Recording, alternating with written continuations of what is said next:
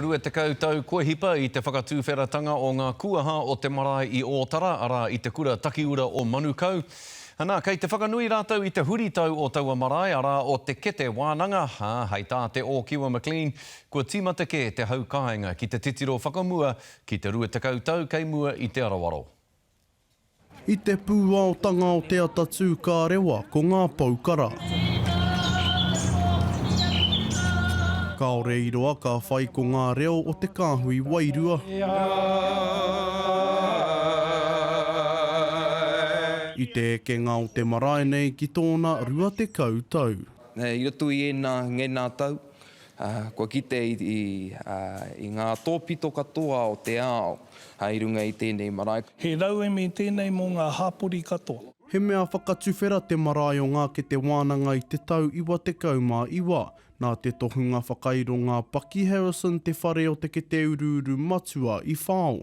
Hei āhurutanga mō te hunga whai te mātauranga ki te wānanga takiura. The way it welcomes Toiera into it and embraces them, the aroha that this place brings, the inviting nature of our local people, it's going to be a really bright and exciting future. Nā te minitatake Māori I tērā wā nā tau hēnare te whare I whakatuwhera.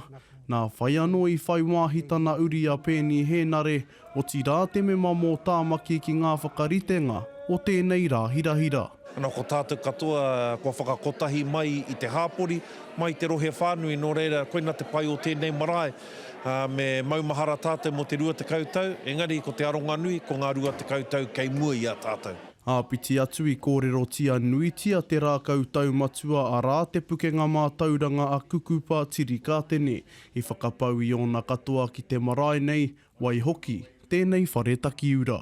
Ko whakakoro waitia, tēnei o tātou marae ki ona uati, ki tōna ohaki, hei marae mo te katoa.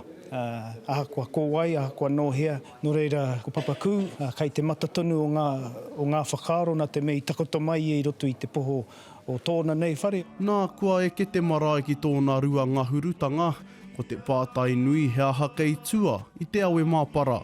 Ko te whāngai tonu I te mātauranga ki tōna tike-tiketanga. Ara, ko nā kete o te wānanga tēnei whaowhia, ki roto I o koutauna kete, I roto I a tātou kete, kia piki tū tātou ki ngā taumata e tikāna I roto I te ao kei mui a tātou. Heke ana te kōrero pikitia te ara pautama kia whakareia koe ki ngā tohu o te mātauranga. Te o Kiwa McLean, te karere.